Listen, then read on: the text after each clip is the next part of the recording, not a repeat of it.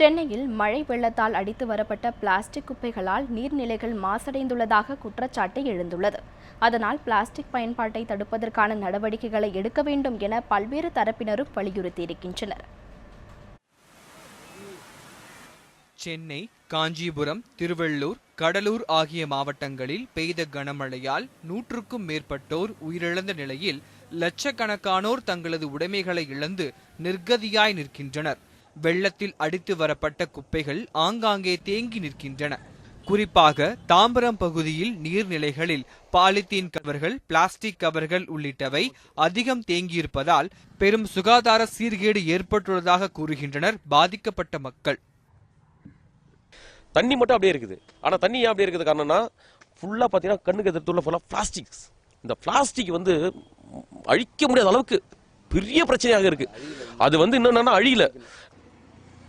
40 மைக்ரானுக்கு குறைந்த பாலித்தீன் பைகளுக்கு அரசு தடை விதித்துள்ள போதிலும் நடைமுறையில் சாத்தியமா என்ற கேள்வி எழுந்துள்ளது. பிளாஸ்டிக் பொருட்கள் தயாரிக்கும் நிறுவனங்களுக்கு தடை விதிப்பது மட்டுமே இதற்கு தீர்வாக அமையும் என பல்வேறு தரப்பினரும் தெரிவிக்கின்றனர். தண்ணீர் தேங்கி நின்று மக்களுக்கு மிகுந்த அளவிற்கு சிரமம் கொடுத்ததற்கு அடிப்படை காரணம் பிளாஸ்டிக் ஒன்று என்று கூறலாம். இந்த பிளாஸ்டிக்கை உடனடியாக தடை செய்ய வேண்டும் என்பதில் யாருக்கும் மாற்று கருத்து இருக்க முடியாது. பல நேரங்களிலே இதனுடைய தாக்கம்தான் நம்முடைய சாக்கடை அடைப்பு ஏற்பட்டு தண்ணீர் வெளியே செல்ல முடியாத ஒரு சூழல் ஏற்பட்டு மக்களுக்கு சங்கடத்தை ஏற்படுத்துது.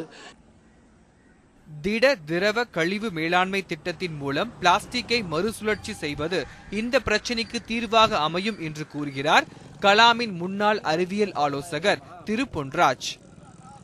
எஸ்எல்ஆர்எம் அப்படின்னா சாலிட் லிக்விட் ரிசோர்ஸ் மேனேஜ்மெண்ட், திட திரவ கழிவு மேலாண்மை. அது குப்பையை பிரித்து டம்ப் யார்டு கிடையாது. குப்பையை பிரித்து அதை ரீசைக்கிள் பண்ணி அதை அதன் மூலமாக பணத்தை உருவாக்கி மாநகராட்சி கொடுக்கறது.